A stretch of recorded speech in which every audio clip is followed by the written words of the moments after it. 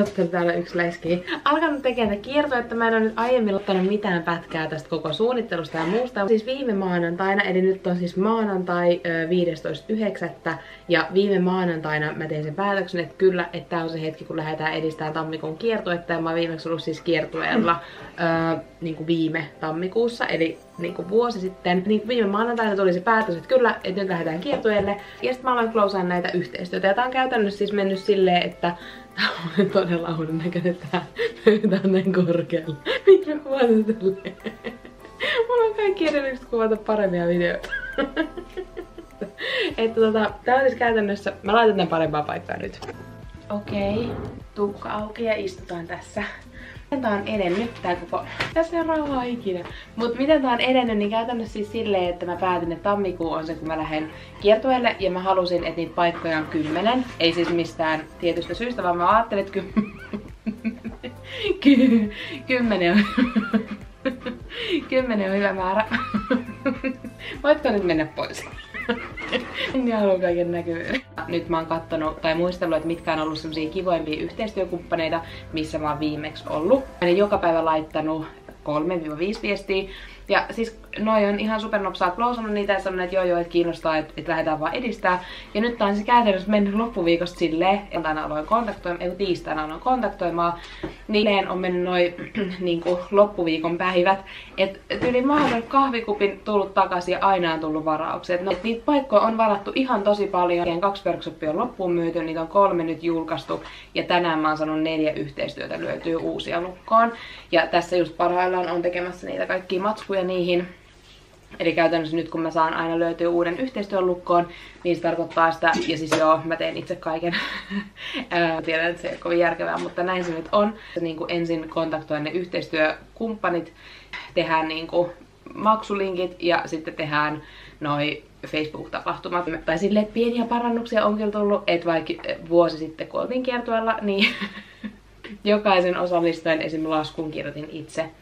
Niin kuin näin, että nyt on sentään niin kuin valmiit tämmöiset maksulinkit, mistä ne paikat varataan. Ja silleen, että kyllä tässä niin kuin on semmosia helpotuksia ja automaatioita tehty tähän, että tää on vähän kevyempi. Ja siis ei silleen nyt kun on erilaisia vaikka noita tanssikoulun projekteja vetänyt samaan aikaan kuin näitä kässärijuttuja, niin tämän aika kevyeksi ja vaivattomaksi ja silleen, että hyvin yksinkertaisia askeleita. Ja tää on siis niinkin yksinkertainen ollut, että tosiaan ne yhteistyökumppaniviestit, sit sieltä tulee se, että kyllä kiinnostaa, ollaan mukana. Ja nyt tää on silleen, että ne viestit on jo semmosia, että sit tavallaan se on hyvin yksinkertaisesti mennyt, että ei niinku tarvii montaa viestiä vaihtaa, vaan se on lähinnä silleen, että se mun viesti on, että kiinnostaako, ja sit hän sanoo kyllä tai ei, ja sit lähdetään niinku siitä edistää. Ja sit se on niin, että mä tosiaan niinku ne maksulinkit, se Facebook-tapahtuman, ja sitten jaan niinku vaikka mun tonne storeihin tai muualle, ja ne on mennyt niin helposti, että sit ne on saattanut osa jo täyttyä pelkästään tolla. Onhan siihen ollut taustatyötä, että niitä täyttyy tolleen, että eihän silleen, jos ajattelis, että nyt alkaisin pitää jotain uudenlaisia workshoppeja tai muuta, niin ei varmasti menisi noin, mutta että nyt kun käytännössä 500 varmasti on jo, mä en ole laskenut noita workshoppeja paljon, niitä on pidetty, on varmaan siis lähemmäs jo 500. Mutta tää on ollut tosi kivaa tätä valmistella, mä oon ihan superinnoista, että lähtee kiertoon ja nyt voitais taas puhua seisten, kun on tää sähköpöytä. Noin. Kyllä, tässä on hyvä kuinka kiertoutta valmistaa. Tää ei liittynyt mitenkään aiheeseen muuten kuin, että sähköpöytä on tosi jees, kierto on tosi jees ja nyt mä jatkan näiden yhteistyöviestien kirjoittamista.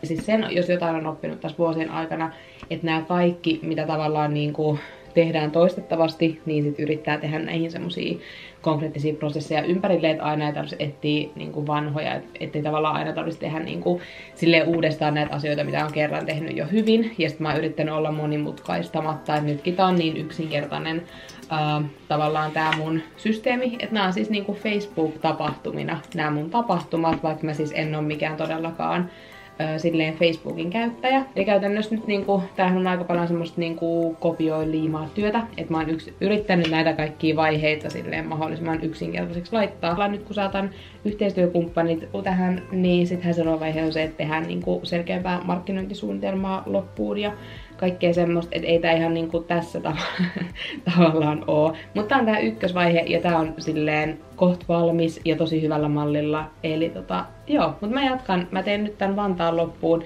ja tänään varmistuu sitten ainakin yksi vielä. Eli me tosiaan ne 4 yhteistyökumppania tänään ollaan saatu lukkoon. Tai siis minä oon saanut lukkoon. Nyt mä havahduin siihen, että kuulosti tosi pahalta, kun mä sanoin, että joo, ja teen kaiken itse tietenkin, ja tiedän, että se ei ole järkevää, niin mä haluan sanoa, että miksi tavallaan teen tälle ja oon tähän päätynyt. Niin vuosien aikanahan mulla on siis ollut tässä kyllä apulaisia, ja niin kuin myös tällä kässäripuolella, mutta nyt tanssikoulu, kun mä siis pyöritän sitä niin tanssikoulu-TNT:tä Tuusulassa ja tälleen etäältä. Semmoinen, minkä mä haluan ulkoistaa ensimmäisenä silleen kunnolla. Että totta kai niin täydellisessä maailmassa mä haluaisin, että myös tää kässärihomma on ulkoistettu ja se on jotain, mitä tulee tulevaisuudessa.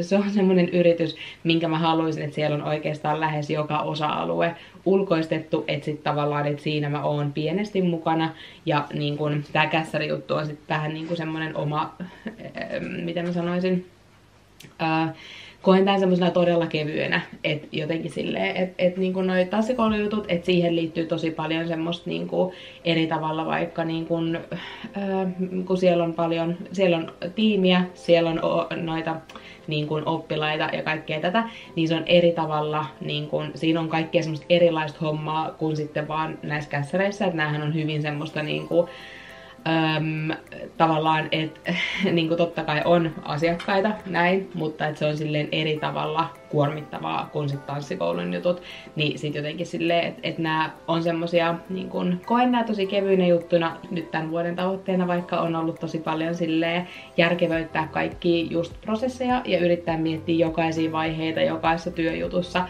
että mitä tavallaan voi jättää pois ja mitä niin kun, ja tää on siis akku.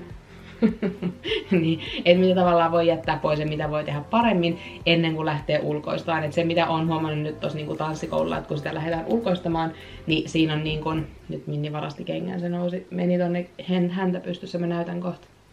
Ihan savetisti on kenkä suussa.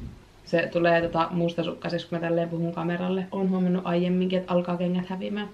Mut niin sit tavallaan, että kun me lähdetään ulkoistamaan ja sit jos meillä ei ole näitä kaikkia tavallaan prosesseja tehty silleen sopivasti tai niinku tosi hyvin, niin sit se on vähän niin, että niitä niinku ulkoistaa, mut sit kuitenkin on se, kuka on niistä vastuussa. Niin sit tavallaan ja sitten myös, että kun me ulkoistaan, niin sit siinä pitää olla niin konkreettisesti oikeat henkilöt, että se niinku, tai tavallaan, että pitää olla taitava ulkoista ja pitää olla hyvät prosessit ja pitää olla niinku, oikea ihminen siihen rooliin. Niin sit nää on jotain, mitkä vaatii tosi paljon opettelua ja ehkä niinku, tää kässäribrändi tulee niin lähelle, niin mun on silleen ollut iso kynnys tätä lähteä vielä ulkoistamaan myös sen takia. Joo, mutta tää on tähän halusin palata, mutta nyt mä näytän sen Minnin, kun siinä on se kenkä. Sehän tässä varmaan kiinnostaa aika paljon. No niin, katsotaan. Kyllä. Mistä mä Minni arvasin, että sä oot hakenut kengän? Eihän näitä saanut ottaa. Miksi sä hait tän? Ja joo, Minni on myös repinyt täällä tämmösiä kaikkia juttuja. Mut en tiedä miksi.